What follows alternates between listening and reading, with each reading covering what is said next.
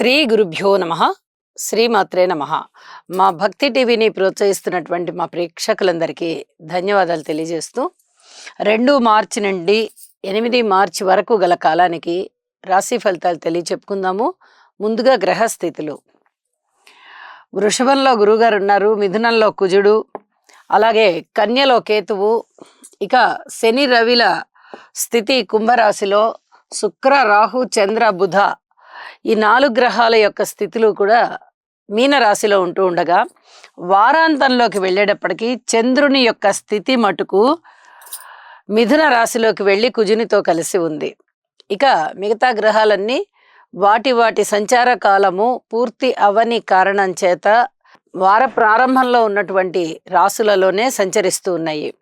ఇక గ్రహ సమ్మేళనాల దగ్గరికి వచ్చినట్టయితే శుక్ర రాహు చంద్ర బుధ 4 గ్రహాల యొక్క సంచారము మనకి మీనరాశిలో జరుగుతూ ఉన్నది.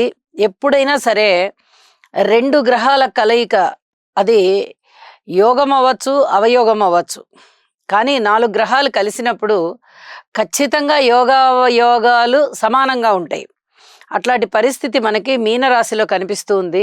ఏదైనా కానీ రాహుతో కలిసి ఉన్నారు కాబట్టి చంద్రరాహు కలయికైనా, శుక్రరాహు కలయికైనా, బుధరాహు కలయికైనా అంత పూర్తిగా శుభకరమైనదైతే కాదు. ఈ చర్మానికి సంబంధించిన ఇబ్బందులు ఉంటాయి. అలాగే ఆత్మీయత ఆధారణలు విడిపోయేటటువంటి విధంగా శుక్రరాహుల కలయిక ఉంటుంది. అలాగే చంద్రరాహుల కలయిక కొంచెం మానసికమైనటువంటి ఒక మతిమరుపు కానీ, ఏదైనా జాడ్యం కానీ ఇలాంటి వాటి మీద ఆధారపడి ఉంటుంది. అయితే ఇవి మనకి జన్మజాతకంలో కూడా ఈ గ్రహాల కలయికలు ఉన్నప్పుడు మాత్రమే వీటి యొక్క ప్రభావం కనిపిస్తూ ఉంటుంది అని చెప్పి తెలియచెప్పగలను. ఏది ఏమైనా ఈ 4 గ్రహాలకి కూడా స్తోత్ర పారాయణాలు చేసుకోవడం అవసరం. ఇక శని రవి గారులు ఇద్దరూ కూడా కుంభరాశిలో కలిసి ఉన్నారు. ఏదైనా చర్మానికి సంబంధించి, రక్తానికి సంబంధించి, ముఖ్యంగా రక్తానికి సంబంధించి ఏదైనా ఇబ్బంది ఉండడానికి అవకాశం ఉంటుంది. ఔషధ సేవ అవసరం. ఇక వారాంతంలోకి వెళ్ళేటప్పటికి చంద్ర కుజుల యొక్క స్థితి, ఆ యుతి వల్ల చంద్రమంగళ యోగం కూడా ఏర్పడి ఉన్నది. అయితే జన్మజాతకాల్లో ఇది చాలా బ్రహ్మాండమైన ఫలితాన్ని ఇస్తుంది. ఈ గోచారంలో అంత గొప్ప గొప్ప ఫలితాలనైతే ఏమీ ఇవ్వదు. అయితే కుజుని యొక్క దోషం పరిహరింపబడుతుంది చంద్రుని యొక్క చేరిక వల్ల. ఇది చాలా చెప్పదగినటువంటి సూచన. ఇక దృష్టుల విషయానికి వస్తే గురువుగారి యొక్క దృష్టి కేతువు మీద పడుతుంది, కుజుని యొక్క దృష్టి కేతువు మీద పడుతుంది. ఆధ్యాత్మిక ప్రపంచంలో వీరు కొంచెం ఒక మెట్టు సాధనతోటి పైకి వెళ్తారు అని చెప్పి తెలియచెప్పడం జరుగుతోంది. అలాగే ఇక శనిగారి తృతీయ దృష్టి కానీ, గురువుగారి యొక్క సప్తమ దృష్టి కానీ, నవమ దృష్టి కానీ ఇవి అంతగా ఓన్లీ రాసుల మీదే ఉన్నాయి అని చెప్పి తెలియజెప్పచ్చు. అలాగే కుజుని యొక్క సప్తమ అష్టమ దృష్టిలు కూడా కేవలం రాసుల మీదే పడుతూ ఉన్నాయి. ఇక ఈ వారం రాశి ఫలితాలు ఏ విధంగా ఉన్నాయి అని ద్వాదశ రాశులని పరిశీలించి తెలియచెప్పుకుందాము. కుంభరాశి వారికి ఈ వారం రోజుల కాలాన్ని కూడా మనము గమనించుకున్నట్లయితే 2 గ్రహాల యొక్క ఉనికి వీరికి కొంచెం మేలు చేస్తోంది అని చెప్పి తెలియచెప్పచ్చు. ద్వితీయ స్థానంలో ఉన్నటువంటి బుధుడు, శుక్రాచార్యుల వారు మాత్రమే వీరికి యోగిస్తూ ఉన్నారు. అంటే మీ మాట తీరు చాలా బాగుంటుంది, అందులో ఎటువంటి సందేహం లేదు. అయితే ఇక్కడ 4 గ్రహాల కలయిక ఏర్పడుతూ రాహుతో కలిసి ఉన్నారు.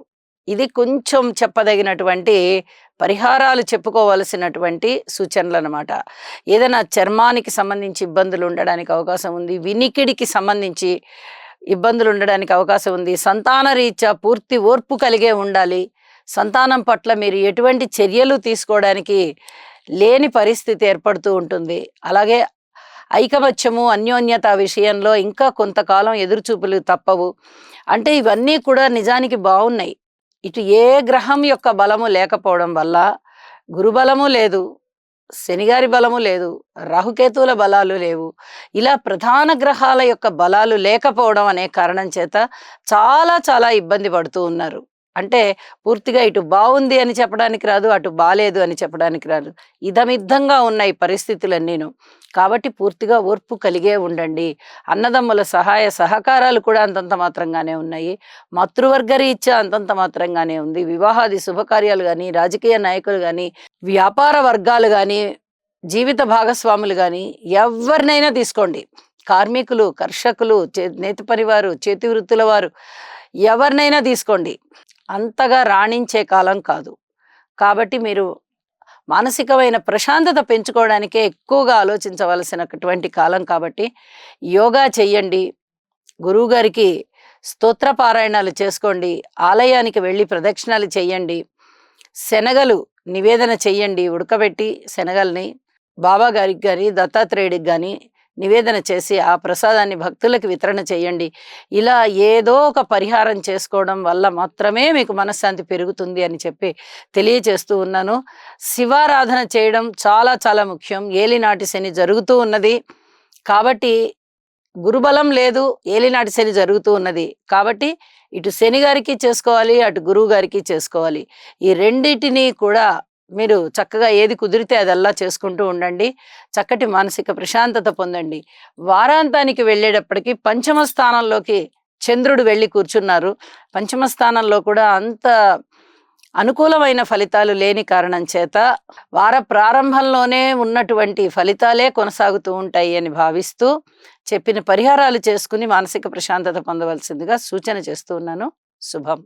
గురుగ్రహ అనుకూలత కొరకు దేవానాం చ ఋషీణాం చ గురుం కాంచన సన్నిభం బుద్ధిమంతం త్రిలోకేశం తం నమామి బృహస్పతిం. ఓం హ్రాం హ్రీం హ్రౌం సహ బృహస్పతయే నమః. గురుగ్రహ అనుకూలత కొరకు దేవానాం చ ఋషీణాం చ గురుం కాంచన సన్నిభం బుద్ధిమంతం త్రిలోకేశం తం నమామి బృహస్పతిం. ఓం హ్రాం హ్రీం హ్రౌం సహ బృహస్పతయే నమః.